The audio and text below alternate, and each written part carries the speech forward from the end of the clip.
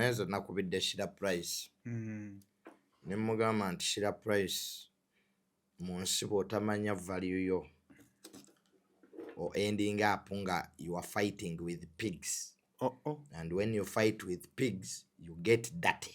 Bw'otamanya muwendo gwo ogenda kumaliriza ng'olwana n'embizzi. Bw'olwana n'embizzi ogenda okumaliriza ng'okyafuwadde. Okyafuwadde kituufu. Abantu nga Senga Acid bali frustrated.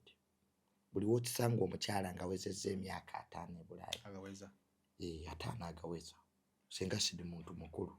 Senga Acid singa badde we Kampala mu myaka lingi. Ng'ayogera n'anaagira. Naye ng'olugambo ebweru tebalina budde.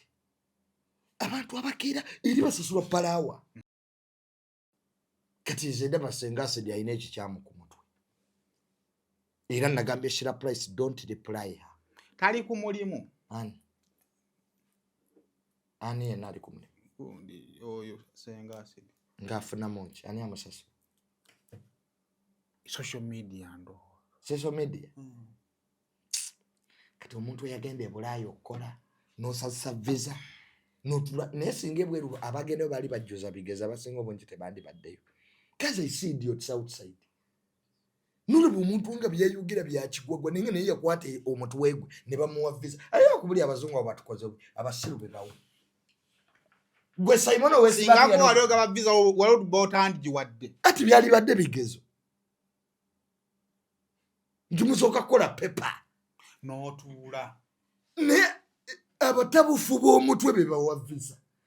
Nosanga abategeera batabukira eri. Oba n'omuzungu naye ategeera nti kino kisiru kiyambe buyambe. So I don't think those idiots like Senga Acid and the rest still have anything to lose. Tulwanagana nga muntu atalina kyakufiirwa. Omuntu ajja ku live ng'ensi emutunuulidde n'ayogera ebintu ebyesittazanga mukyala. Kale naabe mwami naye omukyala balina ebintu bye balina ekitiibwa kyabwe. Naye kati Senga Acid bw'omutunuulira olaba afiirwa ki? Talina kyafiira. Nana Hub Mouthwash ly'eddagala ettuufu lye nnakakasa mu kujjanjaba endwadde z'amannyo. Amannyo gakuluma bw'ossaayo ekyokya oba ekinnyogo gagasanyalala bw'osenya ovaamu olusaayisaayi oba ogayiza ludda lumu. Senyesa Nana naye weegendereza abafere tebakuguza kappa mu kutiya. Musange mu famasi zonna. Nana yakakasibwa National Drug Authority.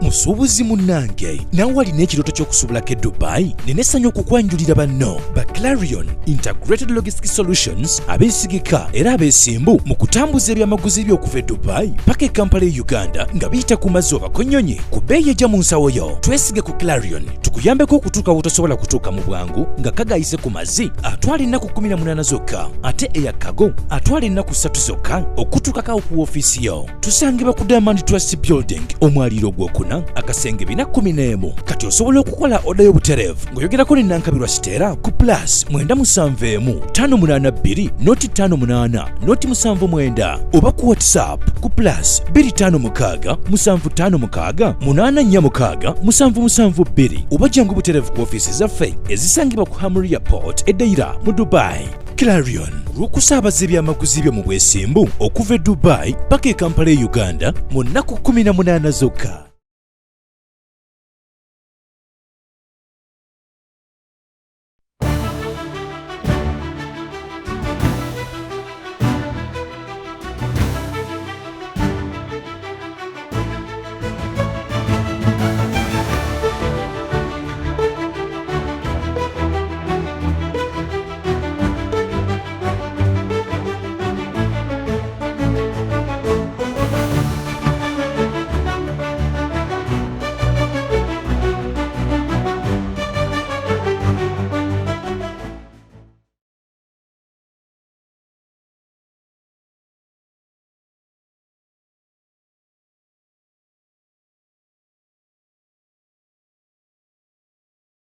Kale kusema official na gyosinzira okutulaba tukwebaza okubeera nga totwegaseeko olunaku olwaleero subscribing ku mukutu guno okusobola okuba nga tofuna videos ezifaanaganako bwe ziti wiiki mpya nkukulisayo mu weekend kansube nti byatambudde bulungi gye byaganye tukwasa mukama katonda ate maybe next time byongera okuba nga ate bitambula kale Rosemary Beddings njala kutegeezaako abuno batunda bintu bya mu kisenge oyagala bed covers oyagala pillow cases oyagala mifaliso byonna ebikozesebwa mu kisenge ng'obyetaaga Rosemary Beddings bagenda banga babikutuusaako bagamba nti basangibwawo kasubi bw'otuka ku bitabo boti nga ngende namuŋŋoona ojja okubasanga ate balina ne branch empya ennankula nga ku Havana Hotel osobola okuba nga ate nabo basangawo kale bagamba gwali ebweru w'eggwanga basobola okukuyambako n'otekayo ssente zo mpola then bw'otuuka okukomawo n'okuŋŋaanya ebintu byo omuntu wo n'abikukuŋŋaanyiza so be bannaffe aba Rosemary Beddings bakwe ku nnamba yaabwe ey'essimu osobola okuba nga ate ofuna details eza buli kimu kale kaakati bannaffe ba Truth Design Academy era nga bagamba nti nno basobola okuyambako omwana wo n'afuuka boosi we yes mu myezi 3 basobola okusomeseza omwana ate n'afuuka boosi we ennaku zino ebbula ly'emirimu linganga ebbula ly'emirimu naye bagamba omwana singa omusomesa ekintu kyasobola okwetandikirawo okukola kijja kuyambako ate nga bikola ssente ennaku zino social media linganga social media abantu baagala okukola kye bayita content naye tosomala gakola content nga tomanyi engeri yamukola kakati bajja kuyigiza engeri y'okukwata mu kamera oyinza okuyagala kuyiga engeri gy'osobola kuproducinga videos za TikTok oba eza YouTube bajja kuyigiza engeri gy'okukwata kamera bajja kuyigiza engeri gy'oeditinga bajja kuyigiza engeri gy'okola graphics ezo ezibeera ku videos zo tebajja kukomaoko bajja kuyigiriza kye bayita website designing digital marketing engeri y'okusobola okupromotinga social media handles n'okukolerako ssente saako ne 3D animations kale ebyo byonna bagamba tojja biyigira mu myezi 3 ndowooza okuleka 3D animation ndowooza gujja osomera emyezi 6 yes gujja osomera emyezi 6 naye otandike okuba ng'okola ate okole n'akasente kale bakule ku nnamba yaabwe ey'essimu obeere nga ate details zonna ate ozifuna awo wooli kale mbaniriza olunaku olwaleero mwere kubanga mutwegasseko as usual every Monday mbeerawo ne junior wano ate ne tutunulira mu ngeri week gye beetambuddemu okuva lwe namuleka paka awo we tuba tusisinkanidde ogamba otya junior nesimya kubeera wano Monday y'olwaleero enkuba ekedde kutonnya era ekyatonnya bannayuganda abali eyo mwegendereze nnyo obutatambulira mu mazzi ago agaba galegamye mu luguudo because ebiseera ebisinga wabaawo ebituli ebinene by'oyinza okugwamu mugule bu lightning conductors okwewala kyotegulu laddu zakakuba abantu 3 kyenkuba eno etandika kutonnya so ebintu ebyo bikulu ku nnyumba okwegama wansi w'omuti kya bulabe kubanga ate laddu ekuba nnyo emiti so ebiseera bino bijja n'endwadde nga kolera ebola so because septic tanks abannayuganda simanya niyo bagwa muzoogo ogw'okutaka zambi ng'enkuba etonnye ogw'okutaka zambi ng'enkuba nze nakiraba kutwala ekibuyaawo enkuba netandika okufuuyirira naye eba tennawera nga mukoka mungi okusinga enkuba etonnya ate nga mukoka awunya so KCCA wingi y'ebyobulamu etandika okukwata abantu abataka zambi ekisooka kimanya mateeka isimoyo atera okubigola ebyo kimanya mateeka okukwata omudumugo ogw'ekinaabiro oba ogwakino okuconnectinga ku mwala gwa KCCA nga tebakukkiriza kati ekibuuzo babiconnectinga kodi nga KCCA temanyi era tebakukkiriza so bino biri awo bijja tuviiramu endwadde ez'amaanyi so wiiki eno bwetu bwebadde era enkuba ekyagenda mu maaso okutonnya amataba gakyagenda mu maaso okuba nga gajjula omuloodi yayogerako katono nnyo ne musooka mu mwambalira Elias Lukwago ne mulemu okwadressinga issue in fact update KCCA olukiiko lwa KCCA olwatudde wiiki ewedde obuteesalamu lwagobeza Lord Mayor Lukwago obulimba bwe n'omutima omubi byabadde ayogera ku mugagga Hamu Kigundu nti yaviiriddeko amataba. Ekyo KCCA yakigaanye era KCCA ne yeebaza nnyo Hamu olw'okugiyambako okuzimba omwala gw'e Nakivubo ogwo, emyala gy'e Nakivubo.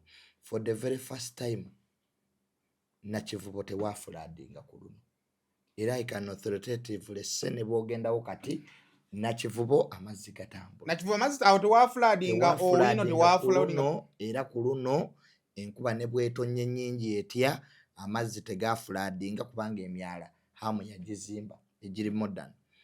Kyendowooza nti Mwami Lukwago kye yandikoze mu kifo ky'okudda mu cheap politics n'okunoonya sympathy kubanga olukiiko lwa KCCA eddo lwagambye lwetegefu okukwatagana n'abagagga nga Hamu baluyambeko n'okuzimba emyala emirala kubanga amawanga gonna bwe gakola bammeeya bakwatagana n'abagagga b'omu bibuga ebyo okulaba nti baleeta enkulaakulana. Kakati singa KCCA nga bwe yagambye ne Mwami Lukwago if they can meet city developers ne babagamba nti bannange mutuyambeko tukole emyala nga Miss gye yakola e Nakivubo, ekyo kijja kutuyamba nnyo kubanga okwevuma okwogera ebitali mu makulu si a solution. Tulekeraawo embeera y'okulinda abazungu European Union, African Union bwe zirituwa ssente bwe tulikola n'amataba nago tulinde ssente za European Union nga tulina abagagga nga Hamu abeewaddeyo abasobola okukulaakulanya ekibuga because ebintu bisatu ebiviiriddeko amataba. Emyala egimu gikadde, that's a fact, gitaaga renovation. Egimu gigenzeemu kasasiro kubanga tulina okuzimba emyala egiri modern emibikkeko nga kye bakoze ku Saapolo Kaggwa. Emyala egyo kati giyita wansi mu luguudo ne bateekako bazita caveats naye nga mbike. Yes, naye nga mbike era ennaku zino walkways osobola okutambula naye nga wansi waliyo omwala gutwala amazzi. Wansi w'emyala wetukozesanga pavements. Exactly. Ekkubo ne balireka ne lyeyagala then awali emyala nteekawo pavement. In fact ne Hamu kye yakola e Nakivubo emyala gino gireme genda mu kasasiro. Emyala egiriwo tegimala twetaaga okwongerako kitegeera ebyonna tetusobola bituukako nga tukyalina omuntu nga Lukwago akyalina endowooza takyalina gyetutwala ey'okulwanagana. Lukwago amaze ebbanga nga alwanagana ne ba executive directors ba Jennifer Musiba, Mukyala Kisaka, ono Mwami Nyakana gwe bawadde n'awaadi aba KCCA gwe yazimbeyo okulwanagana naye alwanaganye ne baminisita bonna aba Kampala. Tufunyeemu ki?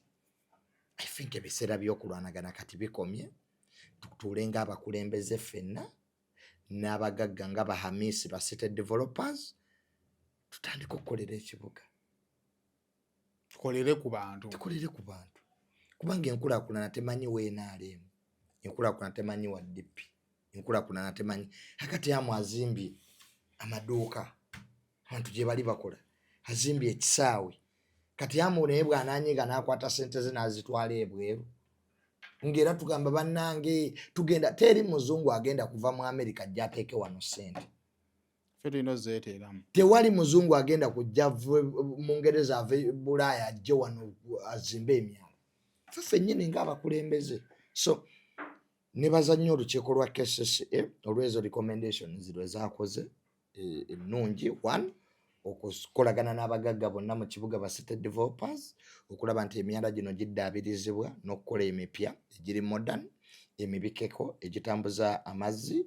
Two, bebaziza nnyo Hamu olw'okuzimba emyala e Nakivubo yabayambako n'agizimba era tewakyali mataba Nakivubo awo abantu bakola bulungi.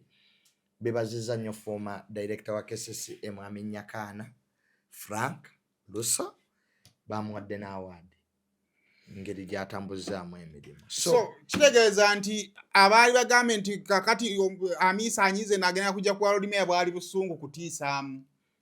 Hamu talina budde bwa byabufuzi, alina budde bwa nkulaakulana. Kitegeera ku buli mutendera kubaako baba bakutte omumuli abakulembedde mu by'obufuzi oba abatuula ku lukiiko oluteekerateekera eggwanga lino n'okutemaatema ssente z'eggwanga abo balala wabula bana ba musiga nsimbi nga bahamu abatondawo emirimu ne bagiwa abavubuka n'okuyamba nti ekonomi eyimirirawo kati eyo ye area ye. So ebyo tabiriimu. Kati agende mu byobufuzi anoonya ki? Hamu takyanoonya ssente, takyanoonya kumanyika, takyakolera bugagga, byonna ala yabimuwa ate ku myaka emito. Kakati ab'ebyobufuzi ba road mayor bo be balina okukola ki? Naye nakye nalabyeko. Hamu alina oba babadde beegula oba gaali, hamu se baalina eggaali. Kubanga omuloodi yayokola statement emu n'osooka ondabira social media bwekwata omwo. Nedda hamu talina ggaali, abantu bakitegedde nti bahamu abo bwe tubanyiiza ne bakwata ssente ne baziteeka mu mawanga amalala. Kuba yabadde Namibia ng'asinkanye pulezidenti w'eggwanga era nga bateesa ku nkulaakulana. Hamu si yagenda okufiirwa kuba ekisaawe kye yazimba si kikye ng'omuntu, kisaawe kya ggwanga. Oyinza n'okusaba ng'omwana wa Hamu tasambirangayo mupiira mu kisaawe ekyo. Ninga mbeerayo nendaba abaana mateams nga gali mu kusamba. Kakati tusobola kunyiiza bahamu gamba nti mu kifo ky'okukwatagana nabo obulungi tuvume bavume, mu kifo ky'okukwatagana nabo obulungi tuvoole bavoole. That's not leadership. Leadership is offering solutions. Kati ebibuga ebyo tobiraba ebyo bi Washington, ze New York, ze London, bameya bazo bakwatagana bulungi nnyo n'abagagga kuba abagagga be bakulaakulanya. Kati ye Lukwago akoze ekyavu Mahamu, mpulira ebyo Lukwago byakoze bino. Alwaniridde abasuubuzi. Akoze ki? Alwaniridde nnyo abasuubuzi Lukwago oyo. Nga balwanirira wa? Eddembe lyabwe. Nga balwanirira wa? Akina kwagala bagoba mu butale, misolo. Emirimu gya road mayor gimanyi. Antumbuza kyakoze. Ati nkubuzizza nti emirimu gye gyo gimanyi gyateekera kibuga. Nga kiteekera yekka. Of course the stakeholders. Kampala erimu mayor Uhuru. Erimu MP. Honorable Nsereko. Erimu ba councillors. Erimu minister. Erimu executive director. Erimu technical wing ya KCCA. Abo bonna alwanagana nabo kati ateekera ati. Alwana wabula waliwo n'okuwabula. Ezo zonna structures baziteekamu nga bonna oyina okukolagana nabo. Muyina kukolera wamu. Because KCCA kyeyina okukola kukwata plans ez'emyala n'ezikuba n'eziwa abagagga basite developers nga bahamu bateekemu ssente supervising engeri emirimu gye gikolebwamu. Lukwago tayina wadde luguudo lwagguddewo. Look at the enguudo eziri mu Kampala. I saw the Prime Minister, Right Honorable Nabbanja, nga kati atakola mirimu gya Lukwago. The woman ng'akutte ba contractors ba Kampala abagamba enguudo ziriwa nga muluddewo. Namulayo kusala amaloodi, namulayo wano kati Prime Minister alambula enguudo z'omu kibuga alabe bazikoze batya. Abaluddewo lwaki baluddewo? Ebyo Lukwago byayina okukola. Ebyo road mayor byakola ki? Njagala Lukwago atule mu kamera atule. Kwa government sete yaziteekayo. The contractors are paid. Naye waliwo enguudo ze neewuunya olwaleero Najjera. Gende Najjera lwayo emmotoka z'abantu bwe zifa. Waliwo oluyisemu oluguudo lwe Najjera recently okaaba amaziga. Oba oyo contractor akola biki? I don't know. Waliwo industry area. Ne industry area ng'eruddewo.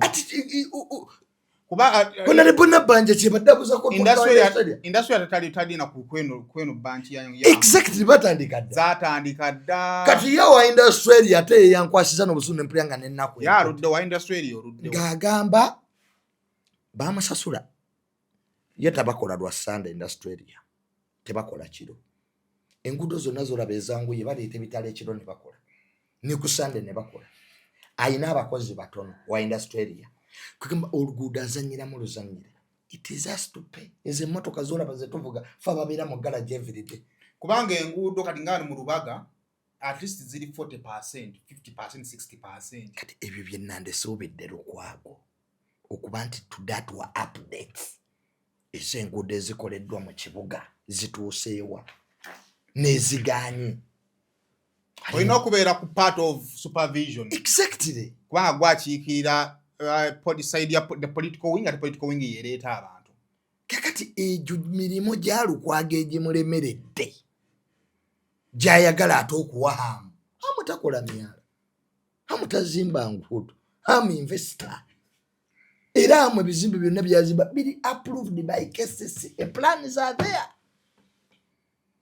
Kakati tujje Wenge, tujje obutaagaliza. Mwami Lukwago ave mu kulwanirira abasuubuzi, meandering, kubeera mu kulwana na executive director, kulwana n'abaminister, kulwana n'abagagga mu Kampala, kulwana n'abakansala, kulwana yalwanako n'ono omumyuka w'ekidandala. Ne bavaawo bubi nnyo. Lukwago ekyamuleesa mu Kampala is to supervise emirimu egikolebwa, to work with all stakeholders, including state developers nga bahamu, to see how we can develop that city. Bwe biba bimulemye atambula agende. Abaddewo ebbanga abeera mu ntalo, ye buli wagira nga akalulu katuuse nga talina kyakutaguddewo wadde toilet. What even a single toilet Lukwago tagyeguddewo. So I think that should stop immediately. There is time for politics, there is time for development. Tujje ebyobufuzi sayimo mu nkulaakulana y'eggwanga. With MOP n'oba MOP opposition, parishi modo bwejja mu kitundu kyo giwagire.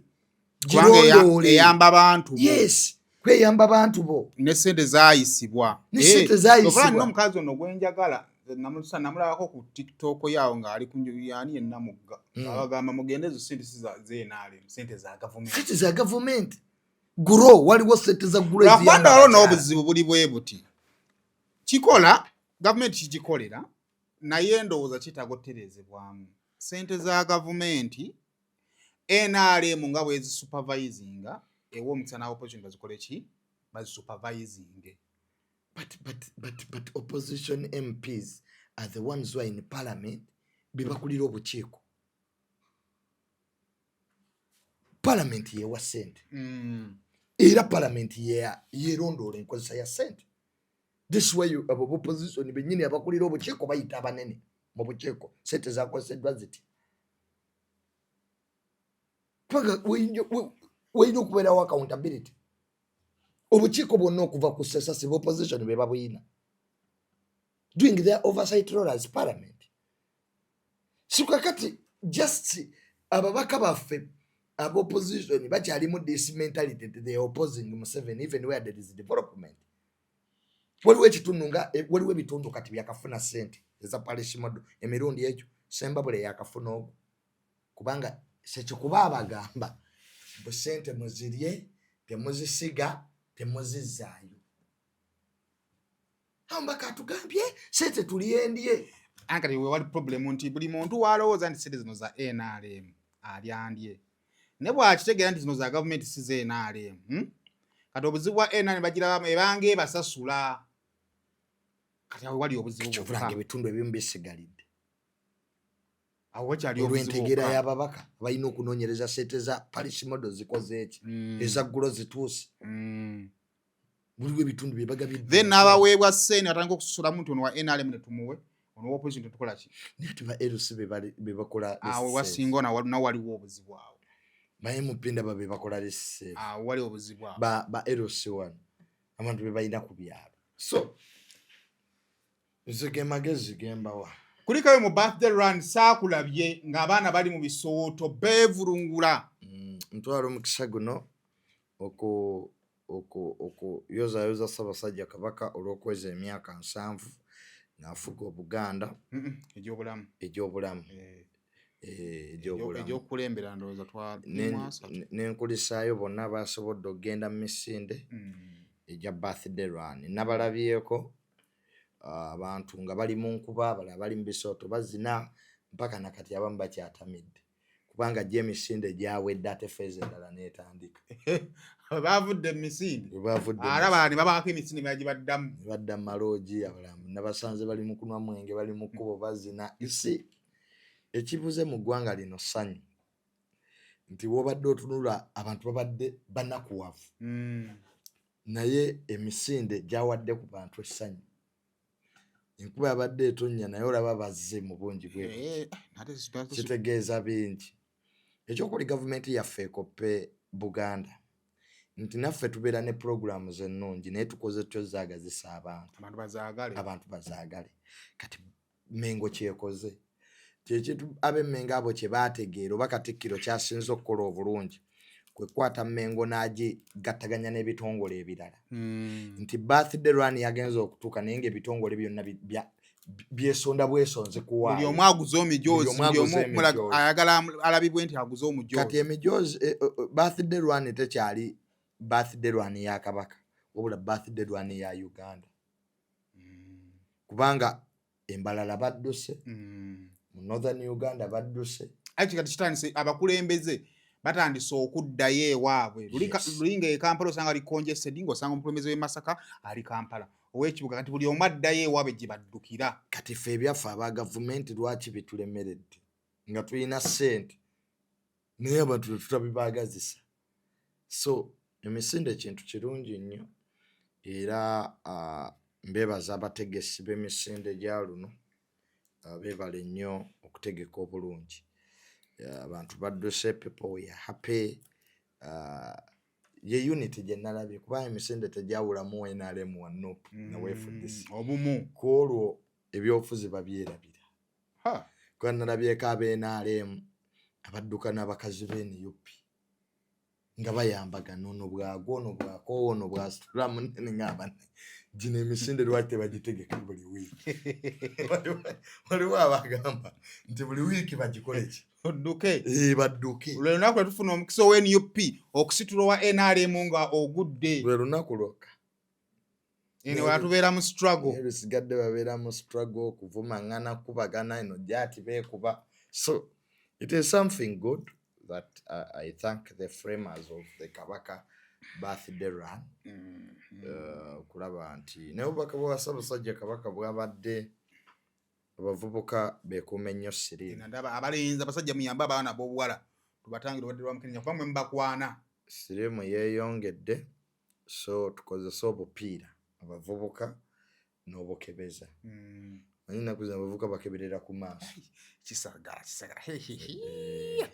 akebeza amaaso gano amasavu tegayinza kusolanga sirimu ye n'abanga amaze okukebera olwo dokita n'ayingira ekisaawe oli omulala amuwaayo mukadde n'amutuuza wali dakiika emu bbiri olaba mu dakiika 15 kati bafa mazzi balinga bakola mu national water ekikazi ekyo kirina amazzi osanga basimbye layini bonna ewaakyo balinga abazze okusena obudomola kabavuuka ennaku zino neewunya ebintu balina enjogera ezibagumya kati actually ndowooza tuleka kufuna ku basawo tubabuuze waliwo myth egambibwa mbu omuntu gy'akoma okuba n'amaanyi siriimu talina wa musaaga waliwo kati n'abaagala okusoosaayo tiya gaasi mb'obubuka babukuba ekkanisita budduke nasanga ekivuuka kijikutte waliwo miss mu ggwanga lino buli omwana oyo kigwefuna kanisita kasukayo kutu buba bukyeta kula mazzi nga gwe n'otwala bunaagenda okumaliriza ng'omaze bwebirya n'ebisajja bikulu tina omulala yaŋŋamba mbuga kati osooka nobbirira kutyo nojjayo kati obuuka bugenda okulaga bugamba nti ontali siyasudde twebake so obulwadde tubutwale serious esirimu aliwa ddala bannanga aluma tutwale serious muve mu kuzannya ensonga tugivunduke eggwe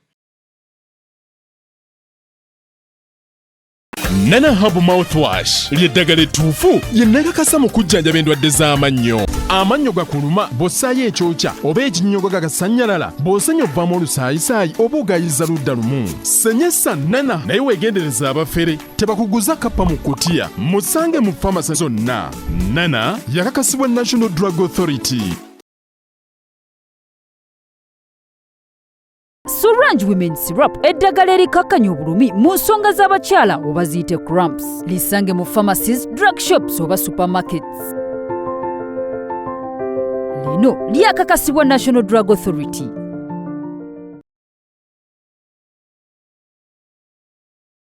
Twagenda ova mu wiiki eno nga Fiki Gaza ali mu kkomera era ne kati I think saa ziri mmeka 18 asobola okuba nga either ali mu kkubo erigenda mu kooti oba nga atuuse ku kooti emanyi ndoza makindi wagenda otwalibwa ensonga ku bimu bitugambibwa baasanga amajambiya ewuwe keesi endala erimu obubbi naye nga keesi besinga okutambulira ababba baggukira nnyo ewuwe gisobola obba nga mikwano gye bukwano gwe asobola obba nga amanyiiko kati ekyalenge tukyalina Saimo tuzenga tugamba abavubuka abo abeenyigidde mu bintu wana eby'eggaali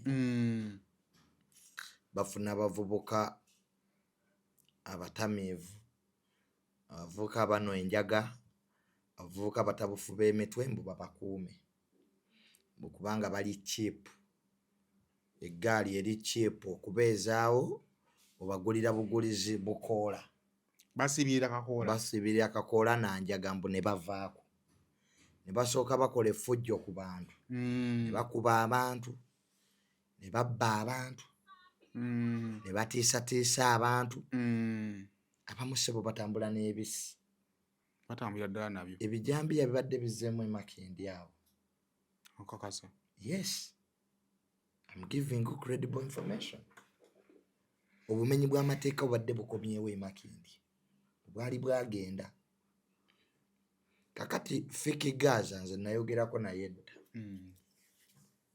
ngera bamukutte fact nayogera naye ng'ali ku poliisi omusangayo wali olina gwogenza olwopa bagendayo mulaba RCC wa Kampala Shafiki ye yamumpa ku ssimu netwogera nemugamba nti muganda wange fiki Gaza obuluyaayi terulina gye lwali luwangudde okwefuula ebyo bye beefuula abo abavubuka ng'ate bategeera tebijja bayamba bagenda maliriza mu makomera nga bwe twayogera abamu bajja kuttibwa abalala bajja kulemala kubanga gwe ekintu ky'okola olwaleero sooka weebuuze abaakisookamu baakomekererawa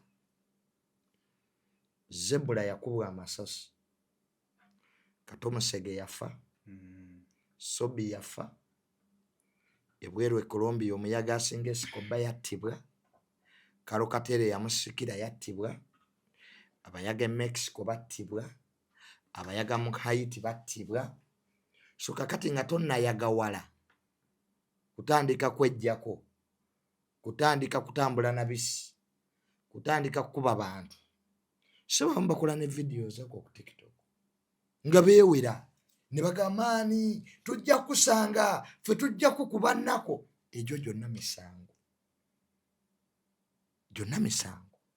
so fiki Gaza ayinza okuba talina musango batambuliramu bamusanga n'amajambi yeewe wali omwana bamubuuza amajambi gano okola kinago tyakavamu intelligence oba security ebadde etandise okusensinga ekintu ky'amajambiya mu ggwanga lino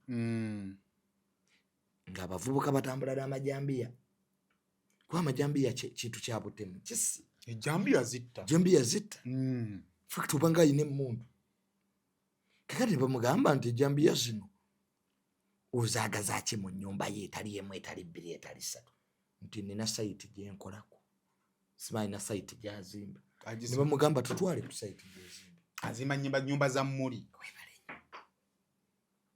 kakati bavubuka bamufeke Gaza babadde nabo bamenyi b'amateeka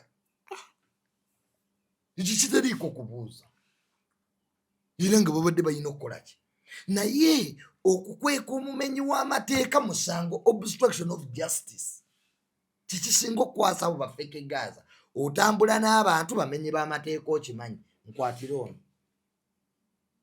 muddamu omukubiro mugamba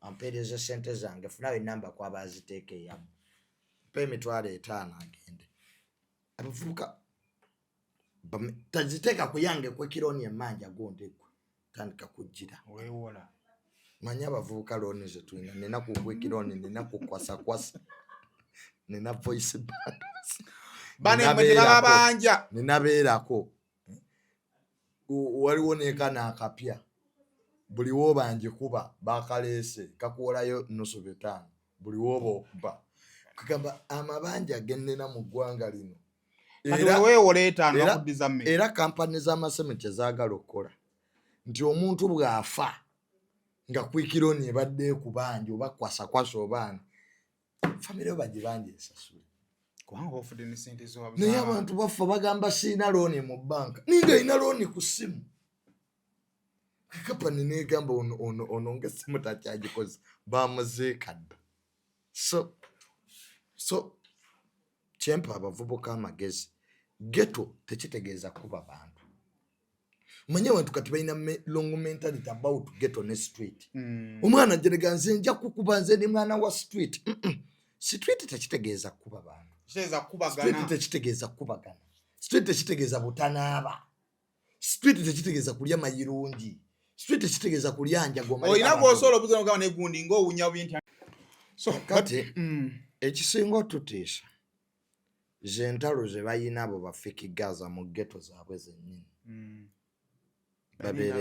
babeereyo ne beekuba ne balwana bintu binyenye ebiri eyo byotamanye bitajja ku kamera but what scares us the elites is the capacity to commit crime and the confidence ne bavaayo ne beewaana ekyo kibadde tekiriwo ne kati kigenza kikula today so many things crime is happening in camera edda abanywi b'amateeka tebakyatya kubamanya exactly nti saima omuntu abeerako ku TikTok n'akwewerera nakuba nga bwe wayogedde nagajja kwena kusanja kukuba era nakuba in camera with evidence so that scares us the confidence these people have to commit crime omudajjalaga nze jeno gundi even calling yourself a jeno nga toli bajja kubuuza emmundu gye ziri ne kati abaana beewadde ebinnya mu gete eyo tebatenda kubyogera tulina omwana gwe twakwatawo e Makerere nga agamba nti is a general somewhere kitegera ne bamuga emmundu ziriwo ninga babyeyite ye Makerere babeera n'amagye gaabwe muwo so militarization of this country ghettoization of Uganda cannot be accepted because bwe tukkiriza ganga zizino okula ne bafiki Gaza bano ne tabakwatako ne be batambula nabo kubanga omuyimbi yalowooza bw'aba omuyimbi takwatwako naye okuyimba mirimo ng'emirala so ne bazannyo security ne bazannyo RCC wa Kampala omwami Shafiki ghetto gladiator atuyambye nnyo to identify these people kubanga yabeera nabo abamanyi manyi okozesa ababbi okukwata ababbi so tuyina okutereeza nalabako ne General Damuliranga naye ali mu ghetto omwo agezaako okuyamba balina ghetto privatization something like that we bajja abo abavubuka ne babawa emirimu so Fiki Gaza ekyamukwasizza be bantu batambula nabo abamenyi b'amateeka byebisi bye bamusanze nabyo omuli amajambiya atulage site kwazimba n'abavubuka abasigadde abalala eyo muve mu bintu ebyo ebyeffujjo kubanga tebina kalungi ke bigenda bakola kibaleetera mbalayirira amazima ga Katonda muggulu omwaka guno nga tegunnaggwa mwenna mujja kuba mukwatiddwa ngira bwe tubazze bakola ku balala sibiri ekiseera bakifeesi we beefuga ekibuga kino nga batambula n'amayinja ga minzaani abantu babakubye bupeeva eri abali basumbwa express highway emmotoka zipevas can you imagine emmotoka eri mu speed meter 10 omwana nayimirira eri waggulu najja kuba peva so I have no kind words for these boys let security handle them babakwate kubanga sayimu olwaleero if we don't make the streets of Kampala safe we are all going to pay price so I pray my brother Fiki Gaza afuna mu kati yali bagamba nti palaso ya msetinga ate palaso akola mu security palaso wa intelligence these are intelligence led operations kati palaso DPC mulekerawo okugira ebintu bitali mu makulu mbu junior ye yanseeteza junior yansibye atali mu byadduka police singa bo police babayitawo sayimu tuyinza okudduka ate tuli bamenyi b'amateeka nakamenya ddi kakati ate waliwo n'ababbi abalala betwagala era okukwata era gavumenti beeyina otteekako bana batambuza ssente bagiyita manerondaling abo nabo wali abanigeria bali mu nyonyawo balina ebicupuli bya $. They are living in posh homes baana bali nenga ekiri mu ndoomu baana bali najjana egundi munyonyaawo yes bafuluma kiro waliwo abatunda golodi ali fake gyonna misango yes so eggwanga lirina okutereera era president Museveni yabadde addressinga baawa nga basaba bamuya lukiiko lwa Africa olwabaddewo wana amawanga ga Africa Honorable Nabbanja yali addressing president yagambye nti amawanga ga Africa gamuyambeko bakwatagane wamu okulwanisa abo abakozi la money laundering siba money laundering segera batambuza ssente zitaliiko bugundi ne baziteeka mu ggwanga so ebyo byonna byakutereeza nenga security tugyebaza olw'omulimu gwekoze beebale kukola yes they are doing something good now kebintu bino twajjanga tubyogerako last time abamu ne batukyawa notukyawa kitegere manyi ekiri mu ggwanga lino bantu bannyo babikirira obumenyi bw'amateeka because they are benefiting but people are losing life people are losing property. Kale your sugar engineering company abo nno bakugamba nti boyagala enzigi z'ebyuma ennungi bw'oba oyagala amadinisa amalungi bw'oba oyagala bagla omulungi oyagala kuzimba nnyumba ng'okozesa byuma oba oyagala kusereka nnyumba naye ng'okozesa byuma your sugar engineering company bajja kuba bakuyamba abali ebweru w'eggwanga oyinza okuba olina muganda wo omulimu gukyabuze jangu mulete babeere nga bamusomesa welding asobole okuba nga ate akola ebintu eby'ebyuma ate nga bya mutindo bw'oyagala okukola design mu byuma ng'oyagala muntu asobola okuba nga akugaidinga n'okuyambako your sugar engineering company bajja kuba nga bakuyamba bavubuka bato naye bye bakola babitegeera kale ennamba yaabwe ey'essimu ku screen yawo weeri bakubireko osobole okuba nga ate ebisingawo obitegeera. Bannange mu mwezi ogw'omusanvu tulumba Dubai. Yes, tugiyise kwagala Adventure Safaris bakuleetedde Dubai summer trip season ey'okubiri. Tugendagenda n'okusoma zigenda kubeera nga 4 paka 11 omwezi ogw'omusanvu. Ku bukadde 5 n'ekitundu tugenda kubukingako ticket, tugenda kufunirako visa, ogenda kulya, ogenda kunywa, ogenda kufunako hotel, ate ogenda kulambula. Kale bagamba nti gwetaaza okuba nga ate otambula mukono omwagalwawo oyinza okuba olinako honeymoon oyinza okuba nga olina mwagala okuwa birthday treat n'ebintu ebirala bingi nnyo osobola okuba nga oyagala kutwalako obutwazi mwagalwawo out osobola okuba nga ate otambula naffe mu Dubai summer trip tugende tubeere nga tulambula. Kale ennamba z'essimu kweziryawo ku screen z'oba okozesa okubeko osobola okuba nga ate ebisingawo obitegeera mu mberi efaanaganirako ddala bwentyo. Kale kamumalirize ne bannaffe aba Second Global Conference abannaffe aba African Canadian Foundation bakuleetedde kyebatumye Second Global Conference on Substance Abuse, Addiction, Suicide and Mental Resilience. Kale tobeereeyo ng'olina obuzibu n'abantu b'olabirira abalina obuzibu ku mitwe naye nga tonnamanya ngeri gy'osobola okuba nga ate obasomesaamu n'okubavuunusa. Waliwo nammwe abaagala okutambula mu kugendako e Canada n'abamu nga mwagala kubomba agugokanga buwulire mazima. Conference zino zikuyambako lwa nsonga bajja kuba nga bakuwa invitation ate bakuwe ne guidance ku ngeri gy'osobola nga tosabamu visa alino jiko bagikuwe. Kaakati gwe ayagala okuba nga ogendera mu lugendo luno abagenda 12 paka 14 September mwaka gwa 2025 naye ojja kwetaaga invitation. Invitation najja jikwa ku $4 zigenda beera 420 ate bayongere n'okukuyambako okumanya engeri gy'osobola nga tofunamu visa ogende weeyagale mu ngeri efaanaganako bwetyo. Owaaye waliwo olutalo lw'endabyo olupya oluli ku TikTok ekyatabudde generation ne Senga asiduka kilabi. Wayina asidu abadde ku Snapchat ye. Naye kuva bwe yajja ku TikTok afuuse ekizibu. Nange yanvuma Senga asidu. Naawe yakuwaako. Nange yanvuma.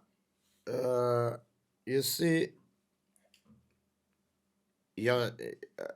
nalabye avuma ne Shira Price. Nalabye avuma generations naye zo nakubidde Shira Price. Ne mugamba nti Shira Price mu nsi bw'otamanya value yo or ending up nga you are fighting with pigs. And when you fight with pigs you get dirty. Bw'otamanya muwendo gwo ogenda kumaliriza ng'olwana n'embizzi. Bw'olwana n'embizzi ogenda kumanya okumaliriza ng'okyafuwadde. Okyafuwadde kituufu. bakyusiza because tosobola kulwana n'abatabufu ba mitwe. Nze Senga Acid mulabidde ebbanga nga tukyalina ku Facebook. Kuba bano bonna bashira price ba generations bakajja ffe tusangiddwako ku internet. Kubaddeko ku mukutu. Nze internet imazeeko ebbanga. Kubanga twaliko mu biseera by'abapengepenge awo nga bakyali b'amaanyi. Lucifer. Yeyita Lucifer. Olonga lumbo ye yakajja. Biseera by'aba Ashbaga Kato. Biseera bya gundi ono. Kakensa bwino. Waliwo Sara Joy bakanasa wakati abaye yaddawa. Abantu bazze no ku mutimbagano nga bajja we bagenda. Nopo yali muvubuka mugezi nga akuba. Bamuyitanga Swale something like that. The guy was intelligent. Naye kyendabye ku bantu abali ebweru abamu they are frustrated. Bayina ebizibu. People depressed. Kubanga olaba omuntu ng'ali bweru naye ng'ayogera ebigambo by'obuwemu. Naawe ali wano n'ogamba nti amanyi okwemera kwa mirundi ebiri. Waliwo ojjunya lwasula onnyiiga n'awemula. Naye waliwo omuntu gwolaba ng'ali mu bisaba bya ddembe nga bwe n'agamba gwe mwana gwe essaati yo ng'ekito kye kirungi. Awo n'asaba ekigambo ky'obuwemu. Kati omuntu asobola okuyimirira mu kamera n'agamba nze ndi mu Sears. N'akyogera bw'ati. N'agamba nze munenze ntunda kabina. Ng'alina famire naye we baamuzaala baamuleetera obusuuka. Nga ne basenga abo gye bali. Nina yimire mu kerugeze ffe tutunda kabina mu Amerika tulina obutabo. Kyogamba buli muntu alina passport oba alina akatabo mu Amerika asooka kukola gwe ky'oyagala kukola. Yamala kulenga nnyuma. So n'olwekyo abantu abamu batabufu ba mitwe. Nze Senga Acid mulaba ng'eyasoma psychology frustrations. Bw'omulengeramu bw'oti n'omwekkaanya. Omanyi ensi eno ffenna tukeera nga twakazaalibwa we all have dreams. Tuba n'ebirooto. We baatubuzanga mu nassale oba P1 oba primary ezijjukira who wants to be a pilot? Nga mpanika nze nabeeranga nnyo pilot awo. Who wants to be a doctor? Era nga mpanika njagala ba doctor. Naye tewaliwo gwe babuuza who wants to be at 50 years a blogger in Canada. Teri yawanikanga. Ani ayagala okola olugambo e Canada buli kumakya ng'ayogera ku gundi yeebase gy'atabeera. Waliwo omuntu akola olugambo ng'ali wano ku Kyaddondo. Naye omuntu akola olugambo ng'ali miles 4,000. Imagine. Ng'akeera naga Saimo yabadde n'egundi. Kati oyo abaako ekikyamu ku mutwe. Omanyi kankuli endwadde z'obwongo abantu zibalemye okutegeera. Banno obwongo bulwala. Nga bw'olaba omubiri. Nga bw'olaba ekibumba. Nga bw'olaba omutima. N'obwongo bukola ki? Bulwala. Banzigireka jeeko si mubeera nayo. Obwongo bukola ki? Bulwalira ddala. Kakati abantu e Bulaaya olw'okuba nti omuntu yakera ku makya n'alinnya ennyonyi agenda akole n'atuuka eri nga liyalite endala because ebweru bye bakunyumiza ebweru birala ku biri. Wakati ffe twakulanga nga batugamba nti bw'obeera ebweru eyo simu abantu babisuula ku kkubo basuula emmotoka ku kkubo ebibuuzo babiwulirako ku ebyo. Simu ebweru ate sobeera mu bulamu bulungi kati ebyo n'okola by'owulira. Abantu bali mu kusala mbwa njala ebweru. Bakeera akabwa enokasala enjala okanaaze okanyonyogere kaseke ogwo mulimu ssebo. Abantu basenya asimanyi ginyonyogera eseke togisambwa esinisi osooka ginyonyogera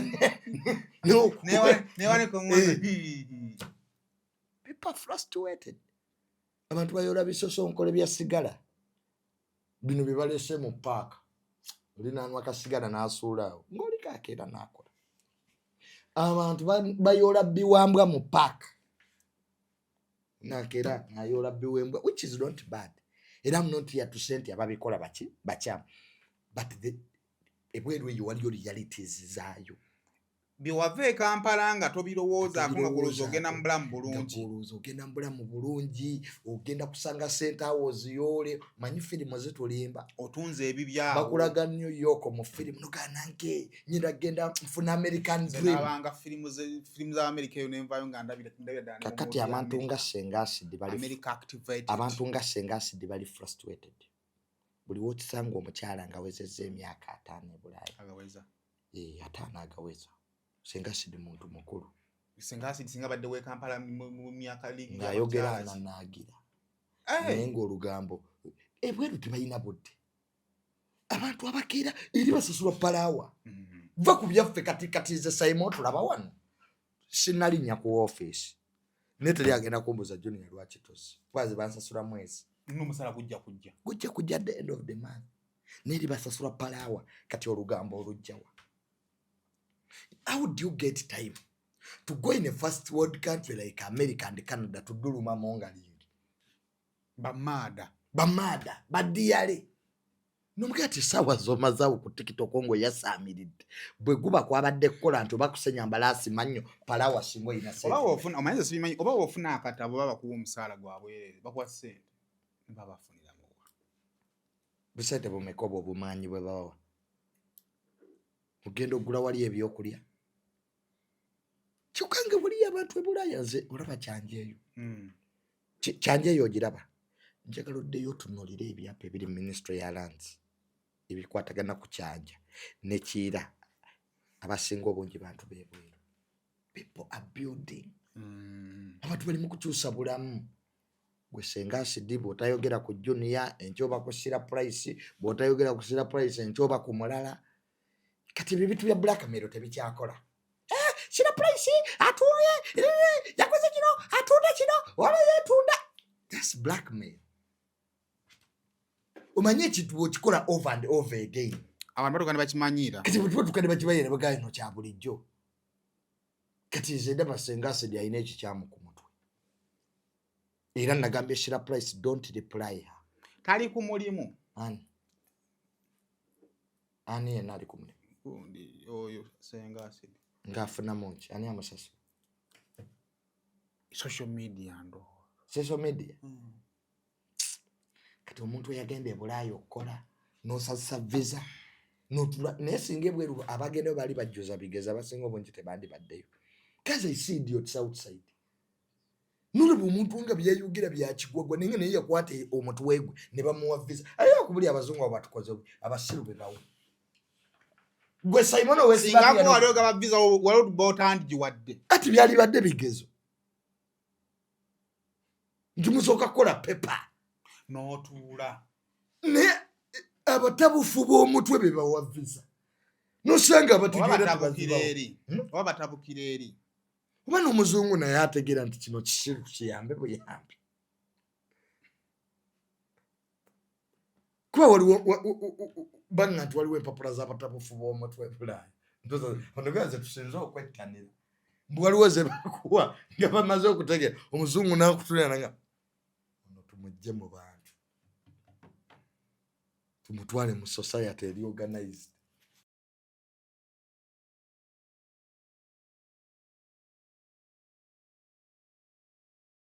Mu kisenge wamu n'ow'omu nnyumba. Rosemary Beddings tusangibwa Kasubi okuliraana ebitaala nga wakaviira ddala ku mafuta ga rubisi ngadde Namuŋŋoona.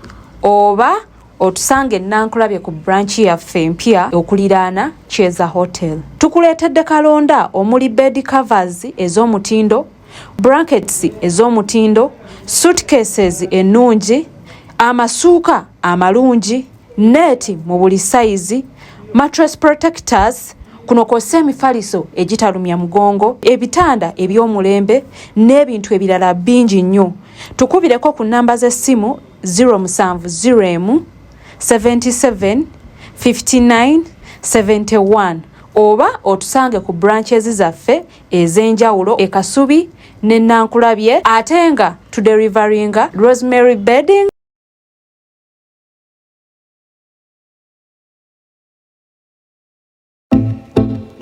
Tukwanirizaako Yusuga Company Uganda Limited nga tukozesa ebyuma tukola enjiji eza buli kika. amadirisa mu fashion ez'enjawulo. Tuzimba, twokya gate, balcony grill ne fashion endala zonna. Isuga Engineering Company tusangibwa Mengo, Mutebi Road, ova ku Lubiri ng'okkirira Katwe. Mwabali ebweru w'eggwanga osobola okutufuna website yaffe eri www.isugaengineering.company oba tukubireko 0757 29 26 64 oba 0786 23 93 36.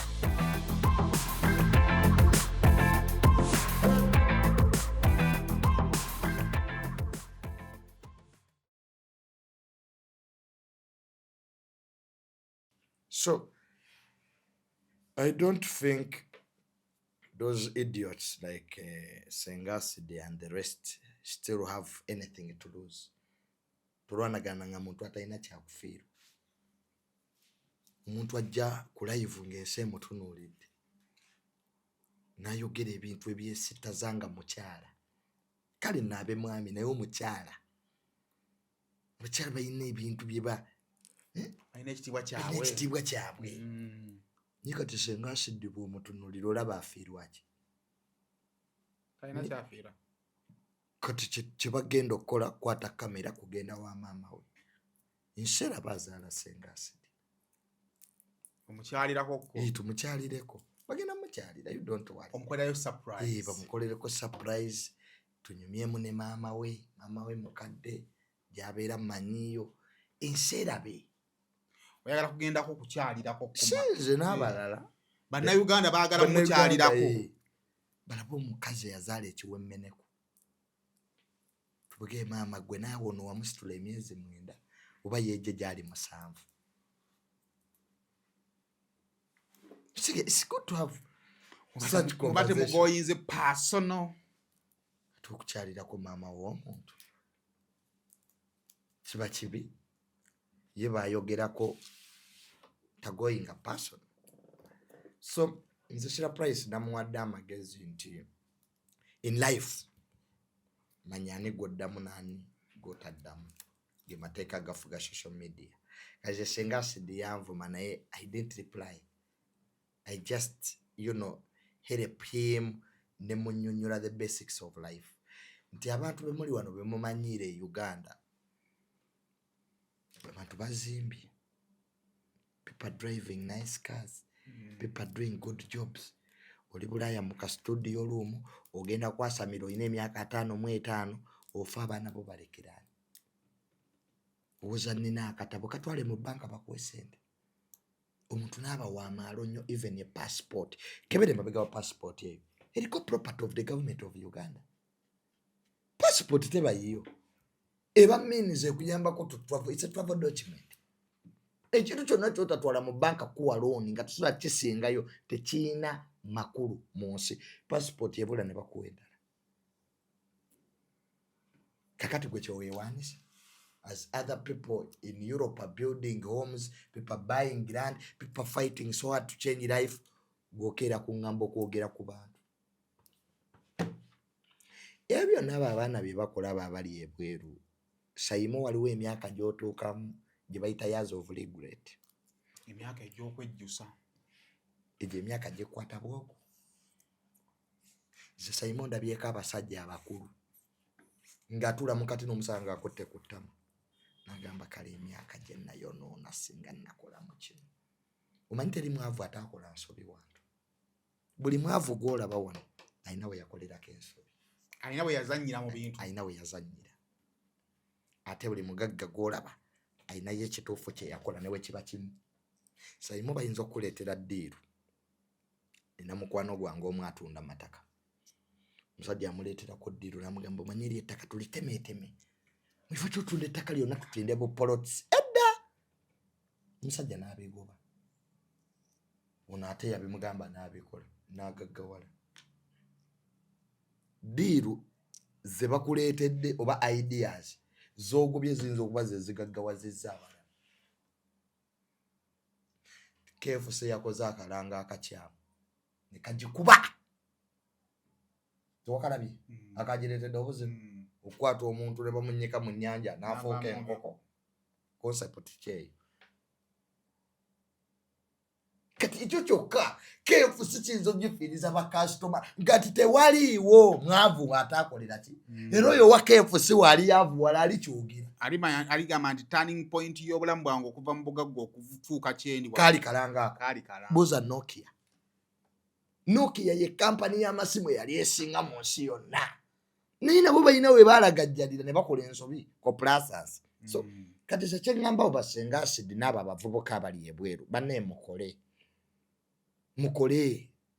muve mu bintu ebyo ebintu by'okuvuma okuwemula tebikyalina kye bibagattako ebyo ebintu ebyo ebyokubeeraawo maada baddiyale biki gundi mumanyi toyina gwomanyi kakati tunoyo omuwala nga Shira Price omuwala bambi yerwanyeeko mukazi wattu okimuvumya nonno okimanyi Chicken ya downloading ekifaananyi kya Senga Acid ku Telegram ng'ali buti kekifaananyi kiki Acid emyaka yeeyambula n'afuna ku ekifaananyi bakyaswala abo ng'aba yakola bubi ku myaka 5 nolaga abantu enkogo kuwakirabyeko it's very disgusting but they have nothing to lose Chicken na downloading ekifaananyi kati Chicken bwa downloading ekifaananyi ajja akikolamu video nga munnamawulire tebannange noodles za Senga Acid zifulumye fantastic fantastic bwamala obbikola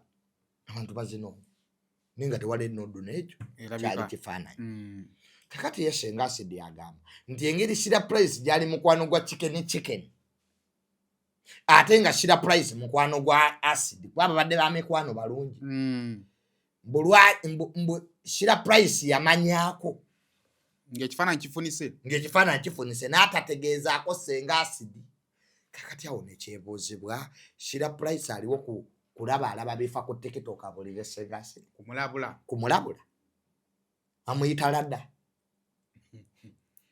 kweba tubakuwa emirimu egitali gityo omuntu naveri n'akubambira Junior oli mukwano gwange n'omanya ku kino n'otaŋŋamba ndi ladda nti warning system zitenyonye mu bbanga people gwe wolowooza abantu omanyi sayima ekituleetedde obuzibu some of our friends think tubaliko tuli ku bo bwe tutava era omuntu n'alowooza nti Juni yampalana era nnwanisa omuntu okuva ennaku lwa YouTube yange bampalana nomugamba naye okuva Junior we yajja because abasinga obungi abazze mbasose kuki sikolangako YouTube n'ekyo era siina na kirowoozo kikola ki YouTube naye ezabalala nga mmwe nzikola ki nzigendako kati ogamba otya nti nkuwalana lwa YouTube kyoka ebyuma ebikola YouTube sirina views ninusa omuntu nga ye kubanga alaba kyakabi nnyo ningataba si kye bagenda okukola sayimo twejjemu embeera y'okulowooza nti sayimo waba alina YouTube nange nsaanye okukola nizo okuba obudde bwa YouTube sibulina sayimo sobola nze kweryamu sobola kuba content provider at the same time nga nange ndi content gundi YouTube provider nkolako kimu kyekiremye abantu omuntu nayagala abeere ne Snapchat nayagala trending ku TikTok nayagala trending ku Twitter nayagala trending ku Telegram kivaamu ng'owemudde ekivaamu nga weeyambudde kubanga oyagala otrending ekireetedde abo abaana obuzibu bakazi abo ba Senga Acid abo abakulu okuwemuka they want to trend even when they have nothing to offer abantu basobola okulaba ng'olina content nga gwenkola nga towemudde nga tuvudde naye ng'owadde ki people ne bakulaba naye bo baagala nti bw'ayogera ku Junior ajja kutrendinga osobola trendinga leero naye nkya tojja kutrendinga trendinga buli kaseera because what you offer is not exceptional. Nze nalaba omugenzi Isimi engeri gyakolangamu ebintu nalaba Katolu bwami nalaba my dad one of the finest journalists betwali tulina mu ggwanga lino. Communication is an art, it's a skill kyolina okudevelopinga kakati n'olwekyo ngatandika vuma Shira Price Shira Price novuma n'omwana wa munno lwiri nugamba mbu omwana wa Shira Price mbu taata we yamuzaala musiyazi. What those girls don't know basenga acid. Osobola ovuma abantu bonna n'obamalayo mu nsi. Naye anaakutuusaako obuzibu tojja kumutegeera. Omuntu ayinza obutakulumya senga acid today. Naye asobola olumya maama wo, asobola olumya baganda bo. Ate omuntu asobola okufrustrating. Abantu abamu tebamanyi byakuyomba. But they're good at frustrating. Nze ndabye enseeno. Nobeera eyo Simon oyagala genda funa national ID. Naye ng'omuntu akutambulirako over. National ID yagaana. Exactly. Wale abantu nga passport yagaana. Waliwo abantu nga passport kaye baamukola batya. Wisdom. Passport yakaye yalemerako South Africa. Nga babikola baawa.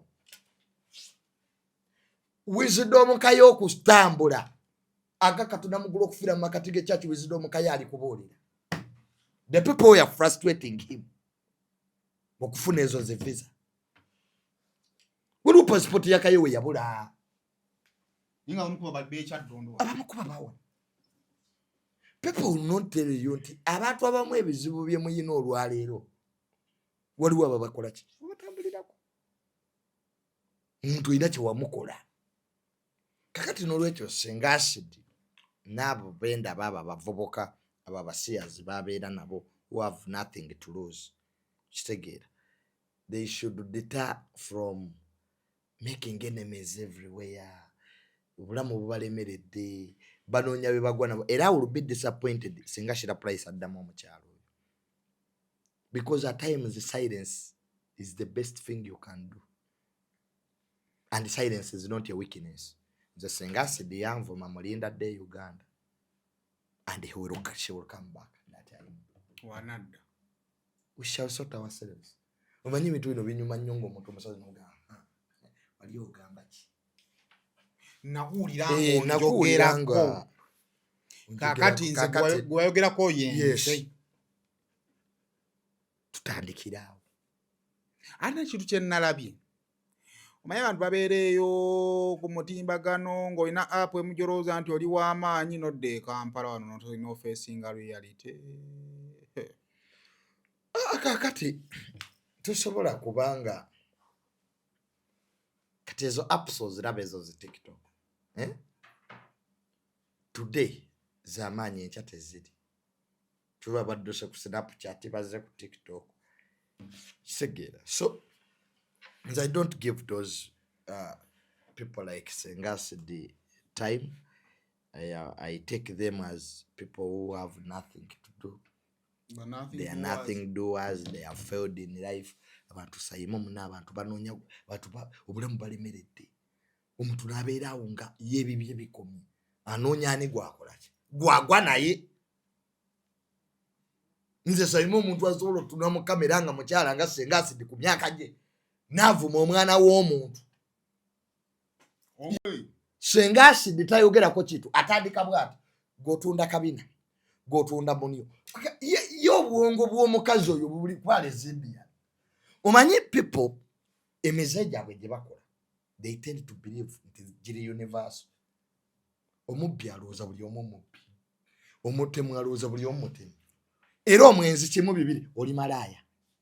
Buli oli omukazi ayita munne malaaya ye aba malaaya kubanga akazeeke kali nawe alina okukakusiiga.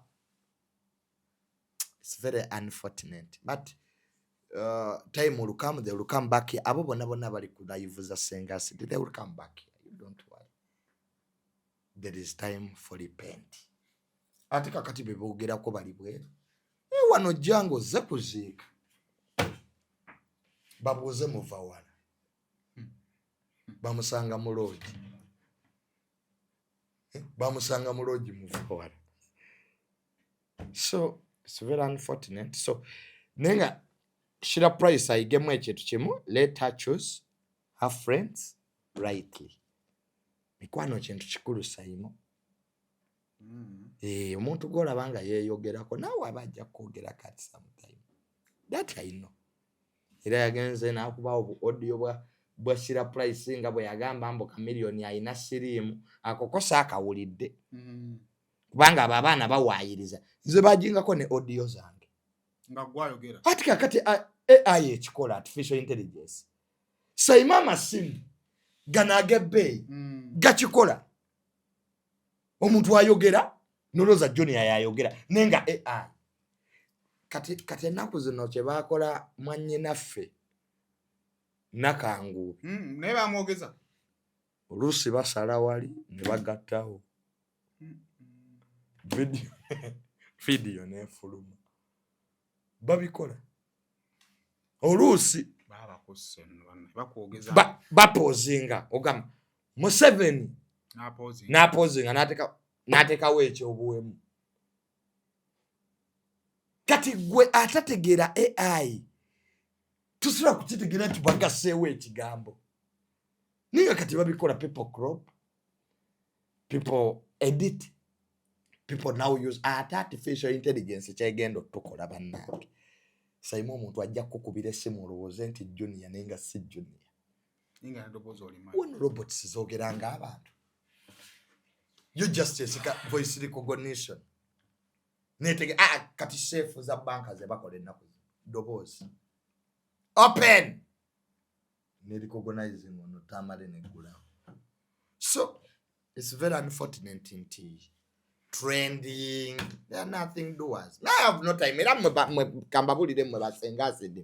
And those boys who talk about me abroad, I have no time for you.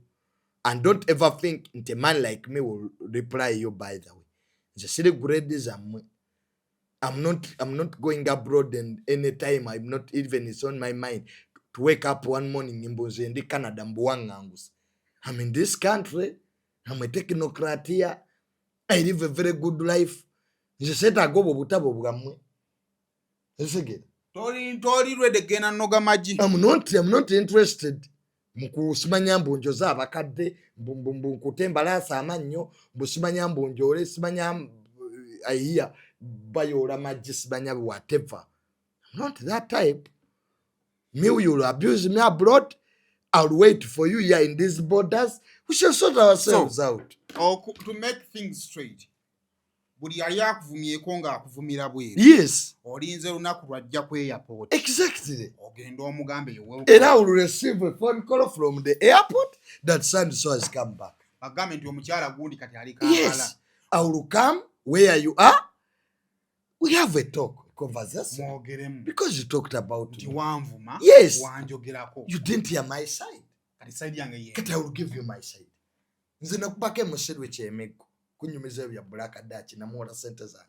Now he's my good friend. I'm a Dutch. I'm an American. It's a secret of America. Ojja kutegeera nti bajjajjabo bali kyabadaaza here olwolugezigezi nolo oluzungu lwemweyogereza mu nnyindo. You see in America, you see in California. Wano tewali California. California wakomeri. Muli eyo mwasaamiridde banyamwe mwabaleka mu byalo bawangusa amannyo birima baala bigula myenge. Byera bidete esawo za sementi ecupa ya bere egula esawo za sementi 10. Ne wamu wa America. Babulire kusula ma hoteli ne mpangisa hoteli abantu bana asuze mu firiji asula wansi w'ekitanda asula mu toyi mu America. Which American is are you? Gwen nachwejo we Masaka I'll cane you from here by the way. Ngolimu ebyo byekisiru. Nja kulopa ku American embassy bakola ki? Nokubayi musiru kyemigo. Mbu I'm a black Dutch. Mganze atanu gango jagaleta. Sisi tuzigura kyabugazi nga makanika genda abadachi bakuwe sente. Have I ever appeared on an embassy? Do I even need a visa? Everything I want is here. I'm a technocrat here in these borders. You can't joke around with me, Simon. So I will discipline those boys. Let them dare step here. We should discipline them. No why it is a deputy speaker. Tayebwa. Deputy Speaker tabira ku TikTok. A man who is the third in power. Mwaireke ya Uganda kwata kyakuna. O Deputy Speaker gola no muwayiriza. Mbuye base no mukazi. Toke muwayiri. Gwe senga asidi. Don't chew what you cannot finish, young lady. Don't chew what you will not finish. If you push people far,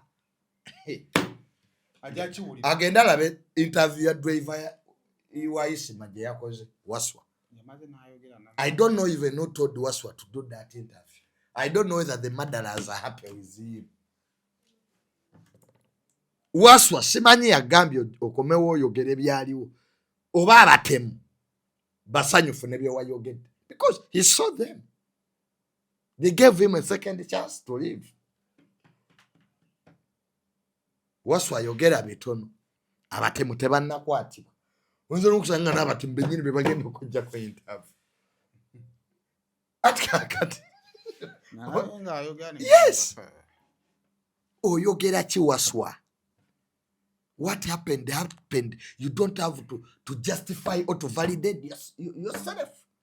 You were lucky that day. Omugenzi isima ye musajja atu yagenda gwe wawona. Kati okomawo otya mu kamera to talk about the events. Kubatemu be wakola ki? Be wasimatuka. Nga tebannakwatya. Kaweesi bakamutta emirundi kati 10. Kwa buli omu yatta Kaweesi. Oba oli amunaga bakwata abantu. Pozo wa Isma yowabu jingo babagatta kombo. Babakola ki? Emundu yatta Isma. Yatta bujingo. Ye yali. It is one gun. Emundu ye bakombo. Ne baba. Ebintu bya Uganda nabyo byewuunyisa. So let us buli omu abeere muki mu layini ye. Kale basibone banyama bapanga ati mutwe week eno until next week. Mbeere bulungi mweraba. Surange Women Syrup eddagala erikakkanya obulumi mu nsonga z'abakyala oba ziyite cramps. Lisange mu pharmacies, drug shops oba supermarkets. Lino lyakakasibwa National Drug Authority.